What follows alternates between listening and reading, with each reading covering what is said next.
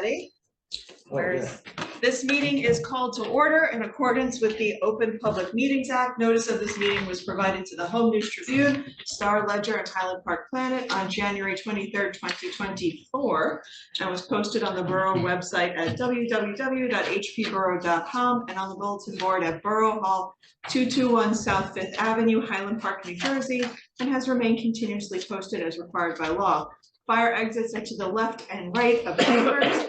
When you are speaking, please remember to speak into the microphone. This is the Highland Park Planning Board reorganization meeting, and I'm going to turn it over to our counsel, Roger Thomas. Before we end up doing the roll call, we need to swear in some people. That includes Ellen, Scott, Alan, and Matt. So if you all stand, please, and repeat after me. I, and then state your name.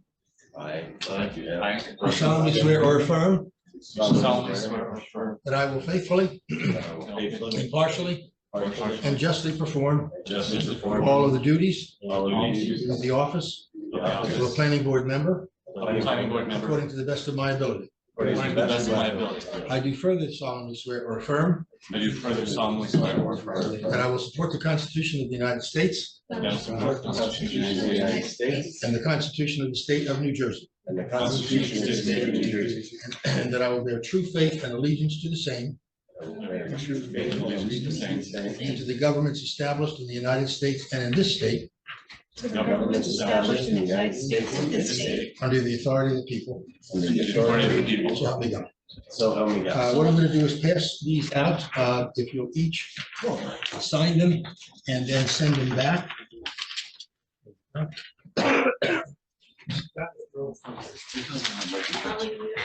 I got one. Hold on. This is not what you need. Oh, it's got. You can sign mine. You've always wanted this stuff. I'll sign yours. Okay. With that, Jen, if you'd be kind enough to do the roll call, please. Ms. Ham? Here. Mr. Brusher? Here. Mr. Chin? Here. Ms. Hazy? Here. Mr. Hale? Here. Mr. Benares? Mr. Malay? Mr. Perlman? Mr. Stern Cardinal? Mr. Williams? Okay, we're good? Here. Good.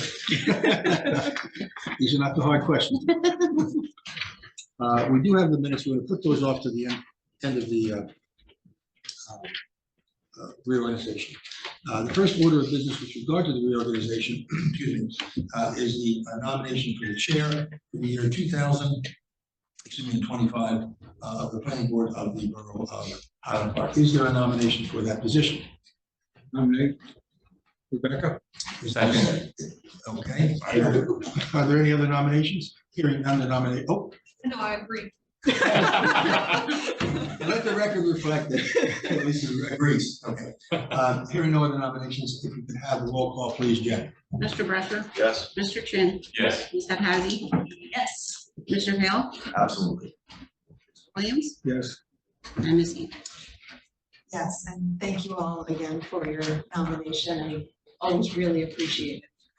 All right. And Chair, it's your meeting. Thank you so much. So we'll just continue on with the selection of officers.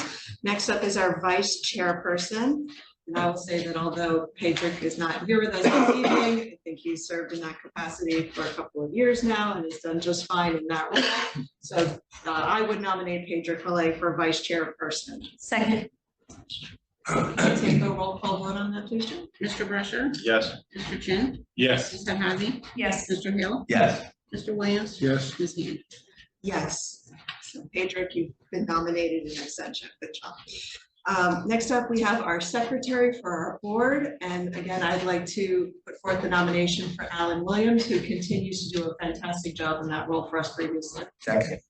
All right, can we get a roll call on that? Mr. Brusher? Yes. Mr. Chin? Yes. Ms. Hazy? Yes. Mr. Hale? Yes. Mr. Williams? Yes. Ms. Ham? Yes. All right, next up, we have our slate of appointment of professionals and staff. Can we do this all together? You can if you choose. All right. We've been working with Roger Thomas of Dolan & Dolan as our board attorney and Chris Cosenza of Moody Ricks Kiss as our borough planner. And of course, we have Bruce Koch from CME Associates as our engineer. And Maureen is not with us anymore, so Jen, I assume I'm going to be able to nominate, no, who's gonna be our clerk? She's gonna be the clerk pro temp for the time being. All right, John just standing in, still willing. It is, oh, okay. Well, then, Maureen is still our nominate, we can still nominate Maureen as our board clerk with Jen serving pro temp for now. If that's all right, we can nominate that as the slate of our board professionals for 2025. I'll second that. All right.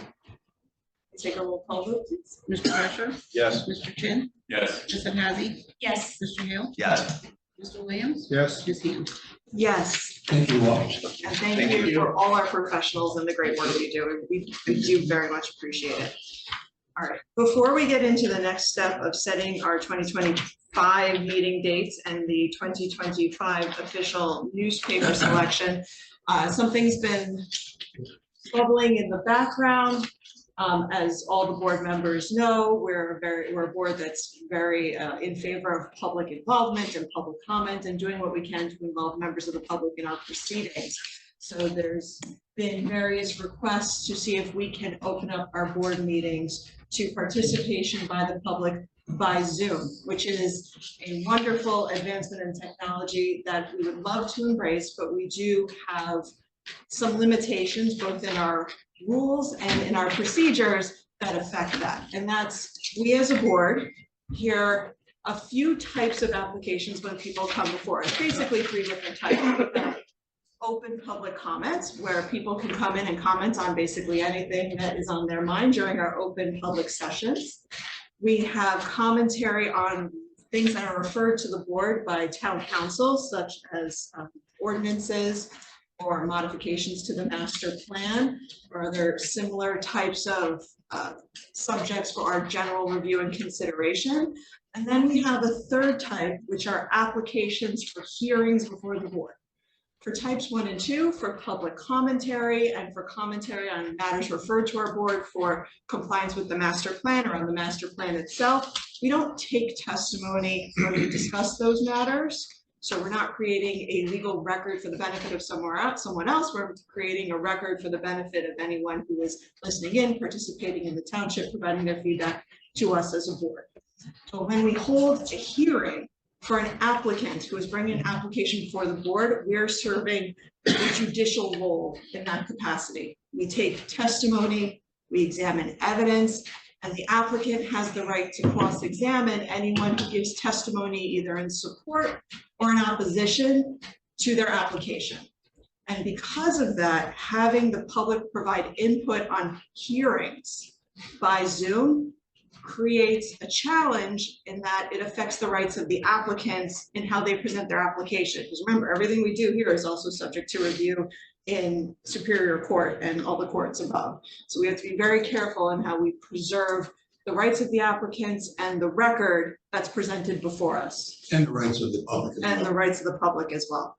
So in consultation with our attorney, the recommendation has been that yes, we can open up our meetings to public commentary on the first 2 items, which are again, just general public commentary on non-agenda items and public commentary on referrals to us that are non-hearing, non-testimony based matters. But on the third type of matter, just as we require all our applicants to come in person to provide their testimony and their evidence and their experts and create their record, which is also in section 6.05 of our rules of conduct, anyone who wants to provide opposition or even support for those applications has to similarly appear so that the applicant can preserve their right to cross-examine and make a proper record of the hearing. So it's a little bit confusing. It's a little bit back and forth, but it does allow us to somewhat open up our meetings to public comments without causing issues or infringing on the rights of applicants and the public on the hearing portions when those come before us. So did I get all that right? You did, in fact, yes. Please. Question, when someone is participating in the meeting via Zoom or in person for the public comment portion of our meetings that are non-testimony, do they still have to state their address? Yes, it's preferable because basically what you're looking for is comments and you want to know where those comments are from. Are they from residents? and therefore the address is important, or for non-residents, and sometimes that makes a difference in terms of what they're saying and who's saying it. So yeah, I do think it's important to end up having not only the name but the address. Another question to follow that, does it matter whether the person, if someone's stating the address, does it matter whether the person owns the property at that address or specifically occupies residentially? Doesn't matter. Okay. The address is the address. And one other follow-up to that, for someone to make public commentary, do they have to be a resident of the borough? No, Or can they- people make public comments that like maybe work in the area or just, you know, are? But just got nothing better to do on a Thursday night. The answer is yes. Okay, so I believe in general, we don't require a modification to our proposed rules because nothing in the rules prohibit us from allowing public comment by Zoom as long as it's not on a matter of testimony and hearing. Our rules do require that testimony and hearing be made in person. So I don't think we need to modify our proposed rules, but I'm putting all this on the table to say for notice purposes, so people know what rights they have at our meetings, we do need to modify our notice requirements, which our council is going to work on from the feedback of the board and what we decide to do here. I agree, and I think that just for purposes of assurance, I will look at the rules to see if there's anything that needs to be tweaked. Excuse me, I'm losing my voice. Actually, I'm gaining my voice, to be honest with you. The holidays were not great. So, yeah. So we had a little discussion about the procedures for public comment, and the procedures in the council meetings have changed. So at one point, the council and the public would go back and forth in the middle of the meeting.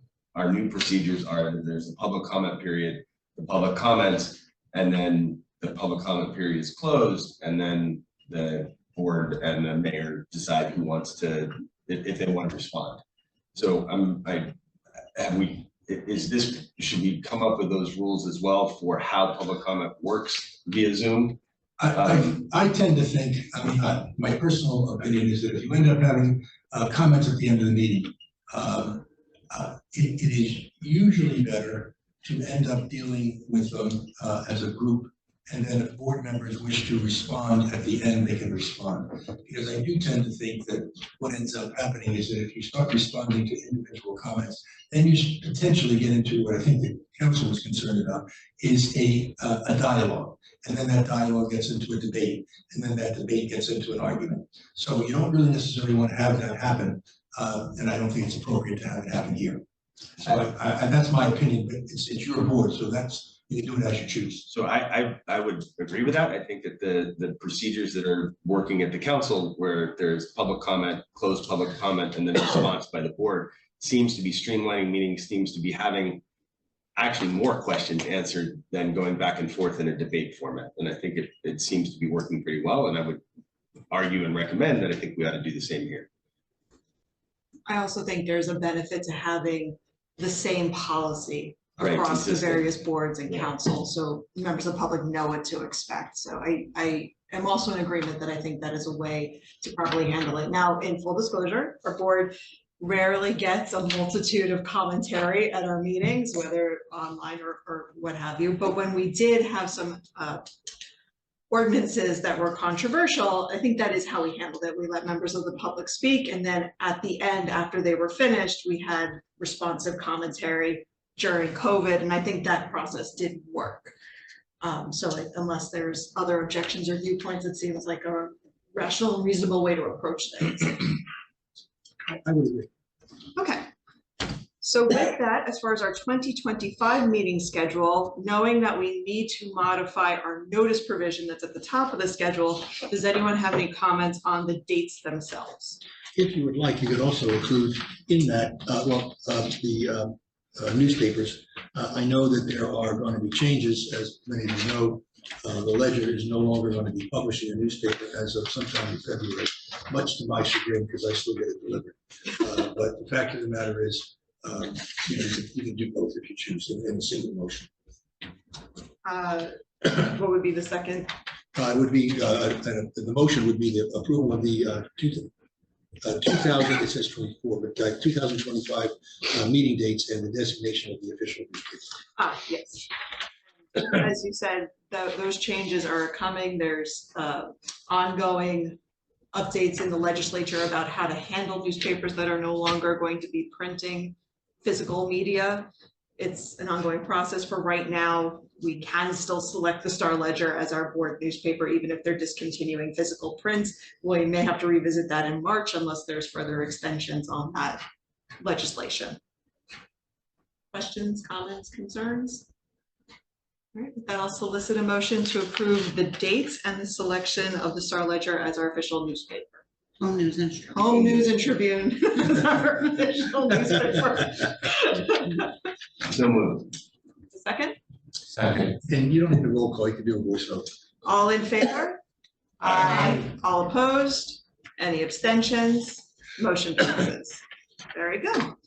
All right, that takes us to the rules, adoption of the rules of order. Roger, should we put this off? Why don't you put it off until the February meeting, and that way I can take a quick look. I tend to agree with the chair that there's probably not going to be a need for change, but just in case, I'll look at it very quickly and get back to Rebecca, and then we can have that again on the agenda for the February meeting.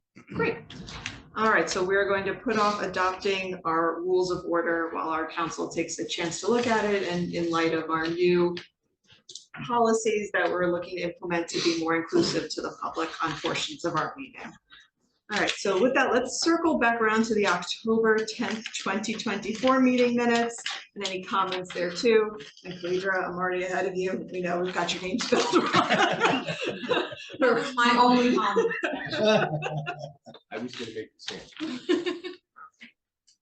Were there any other comments to the meeting minutes from October 10th? Yes.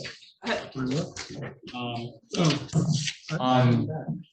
On page 4, first paragraph, I'm not sure if the second line where it says pre-existing conforming use condition would be pre-existing non-conforming use condition. Which paragraph?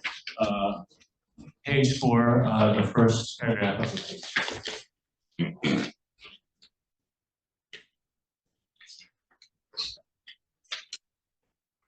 I haven't looked at the video recording, but I was curious about that.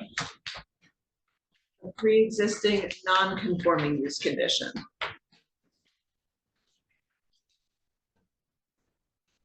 Yes, I would agree with that. I think that is supposed to be a pre-existing non-conforming use condition.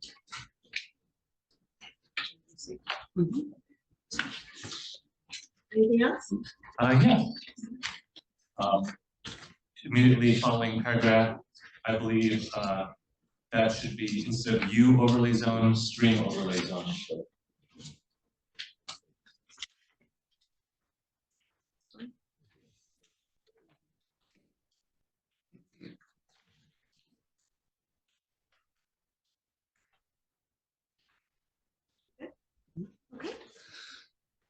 And then about midway down the page, paragraph that begins, Mr. Eisdorfer said, "I'm more comfortable." I believe when he said, so now it's the FEMA map, not the 2016 map, but the 2028 map.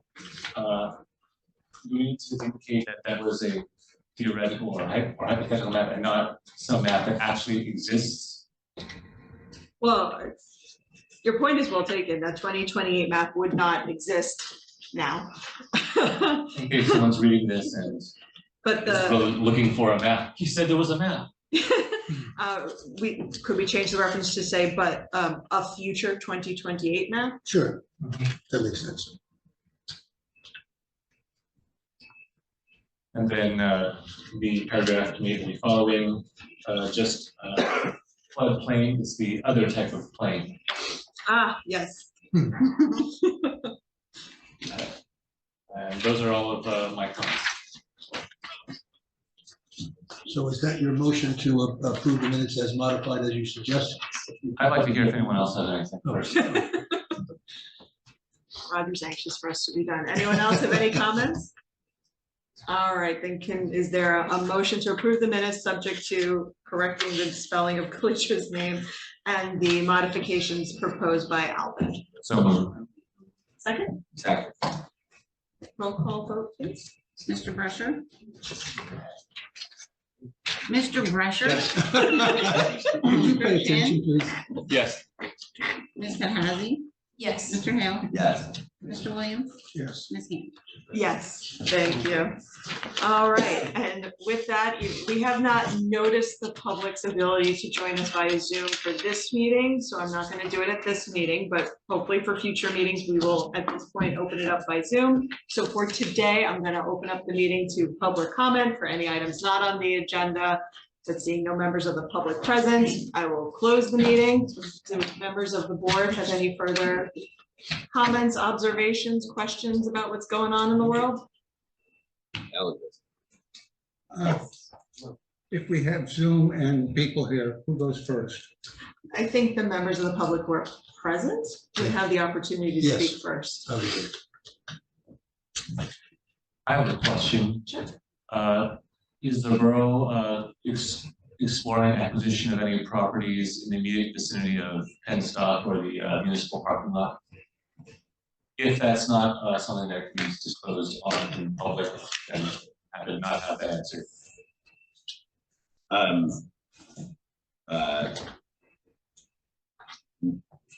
Not that I can speak, I don't believe that we're there yet. Okay, got it. Got anything interesting happening? Oh, sure, go ahead. Clarity, so there are these little numbers on the curves, and I'm wondering if those were left over from the street fair, or are they like areas where maybe like parking meters might go? Someone asked me that question recently. They're left over from the street fair. That's what I thought, okay. Nice being able to interrogate council. Someone asked me, they were like. No waiting in line here. There you go. Parking meters or the parking spots, and I was like, I think those are left over from the street fair, but I will ask. Definitely left over. Scott, anything interesting to share? No, we've been a little slow through the holiday season. All right. All right, with that, I think I'll solicit a motion to adjourn. Anyone? So moved. Second? Second. All in favor? Aye. Thank you, everybody. Always appreciated. Thank you.